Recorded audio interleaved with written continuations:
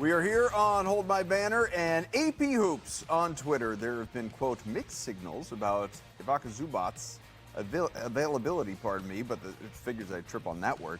But the starting price for the Star Center is 2 first-round picks, according to Brett Siegel of Clutch Points. Boston has Simons, a guard, LA's expressed interest in, and multiple picks. Boston does have the picks, could use a big man. Obviously, is not shy on the idea of getting rid of Anfernee Simons and salary dumping that deal. The money works, obviously. They make similar, just sub $30 million contracts for this season. And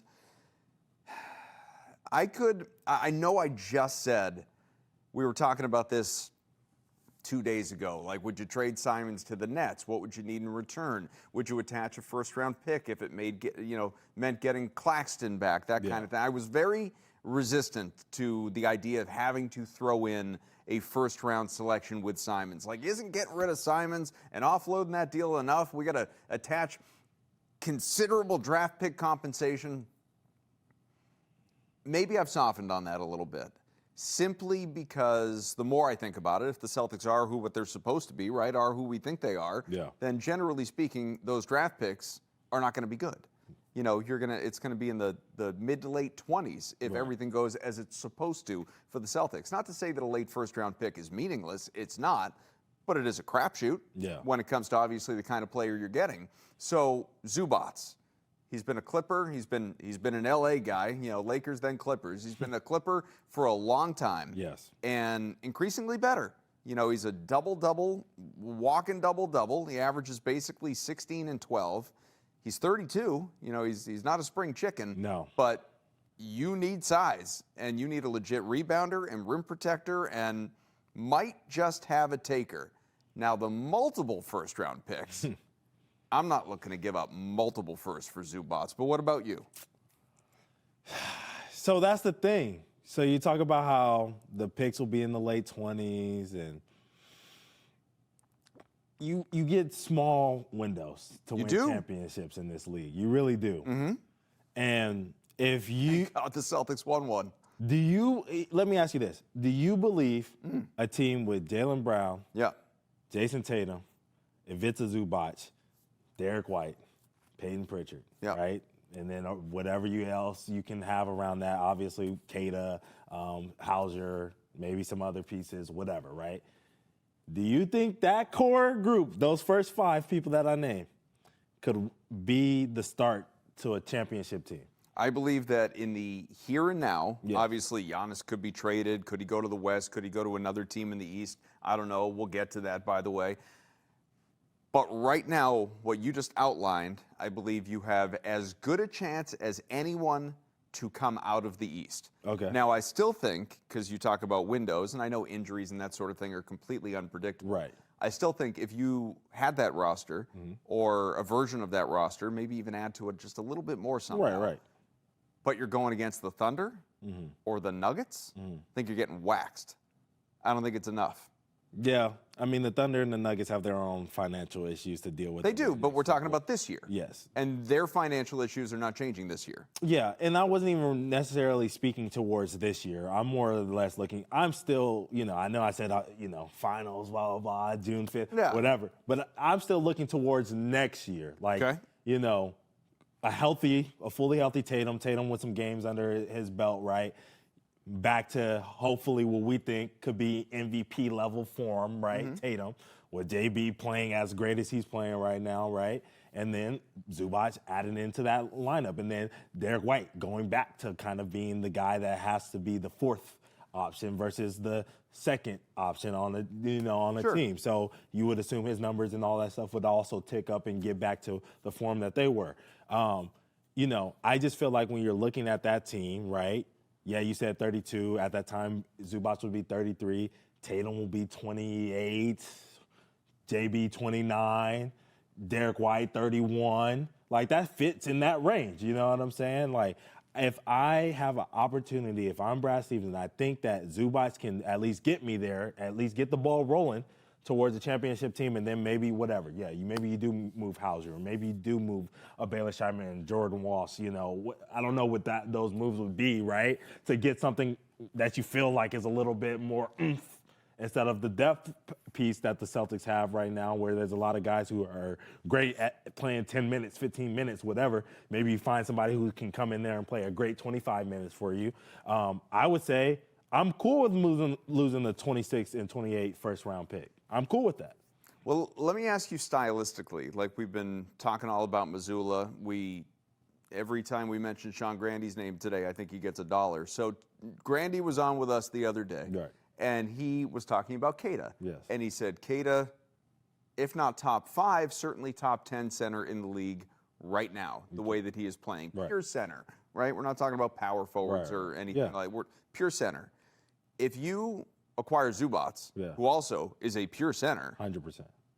Are you all of a sudden a double big team, or is Keita coming off the bench? I don't think so, but changing? I think you can play those lineups. I think it makes you. It helps you out when you have those opportunities to play those lineups, because then maybe you run a lineup with Derek White at the 1, JB at the 2, Tatum at the 3, and then the duo bigs. Because we saw against that Utah Jazz team, which we know is a horrible loss for this Boston Celtics team, but they went out there and ran 3 bigs, essentially, and that was the reason that this Boston Celtics team ended up losing that game, So you want to be able to fight against a Thunder team that can well, I guess run that's a what I'm 2-big wondering. lineup. Do you think a Denver team that can run a 2-big lineup?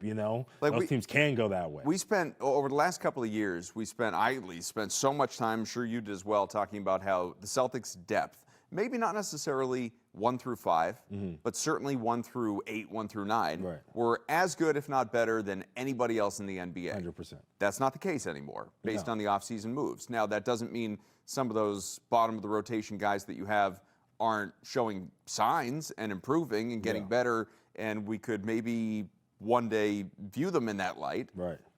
But to you, in your mind, and it's hard to compare because the Celtics, I've often said, like they entered the season with a G League caliber front court. Yeah. Do you feel like they are a legit big, a Claxton, a Zubac, a whatever center we trade for on Tuesday next week, away from, really going up to that next level to where, you could make a run in the East to, I'm a contender?